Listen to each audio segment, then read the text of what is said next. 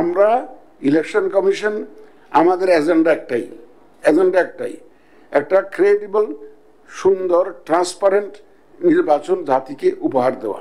আমরা আপনাদেরকে সহযোগী হিসাবে পেতে চাই। আমরা জাতিকে ওয়াদা দিয়েছি একটা সুষ্ঠু, সুন্দর এবং বিশ্বাসযোগ্য একটা নির্বাচন আমরা উপহার দিতে চাই জাতিকে। এটি ইলেকশন কমিশন একার পক্ষে সম্ভব নয়, সবাইকে মিলেই এই জাতীয় দায়িত্বটা পালন করতে হবে। তা আপনারা দেখলাম যে এখানে অনেক পুরনো সংগঠন সংস্থা আছেন যারা ইলেকশন অবজারভারের দায়িত্ব পালন করেছেন। আমি অতীত নিয়ে কোনো ঘাটাঘাটি করতে চাই না, আমি অলওয়েজ সামনের দিকে তাকাতে চাই। অতীতে ভুল ভ্রান্তি আমাদের অনেক হয়েছে, এটা হতে পারে, নানা কারণে হতে পারে। Let us forget about it, rather we should take lessons from the past. এখান থেকে শিক্ষা নিয়ে আমরা সামনে এগোতে চাই।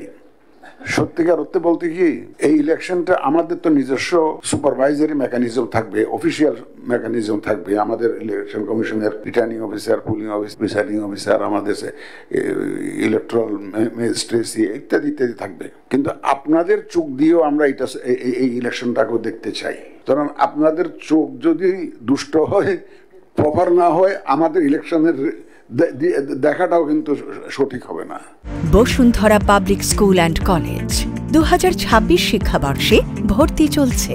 আপনাদের তো দায়িত্ব সম্পর্কে আপনারা সচেতন আছেন, যারা নতুন তাদের জন্য হয়তো বলছি, কোনোভাবেই যাতে আপনারা তো নিজেরা পর্যবেক্ষণ করবেন না, আপনারা তো লোক নিয়োগ দেবেন। এবার আমরা বয়স কমে 21 করেছি, এদের মধ্যে অনেকে কিন্তু অভিজ্ঞতা সম্পন্ন নয়। সুতরাং দয়া করে আপনাদের প্রাথমিক দায়িত্ব হবে এদেরকে একটা ওরিয়েন্টেশন দেওয়া, ট্রেনিং দেওয়া, যে নির্বাচন সম্পর্কে, বাংলাদেশের নির্বাচনী ব্যবস্থা সম্পর্কে একটা ওরিয়েন্টেশন টাইপের ট্রেনিং আপনারা দয়া করে এটা অর্গানাইজ করে ফেলবেন ইমিডিয়েটলি। কারণ ওরাই তো আপনাদের main tools.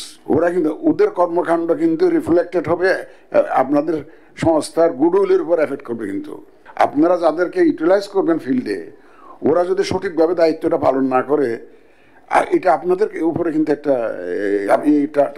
Your image will be টার্নিশড, এবং এটা আমাদের কাছে ভুল মেসেজ আসবে আপনার, ওরা যদি ঠিক মতো পারফর্ম না করে।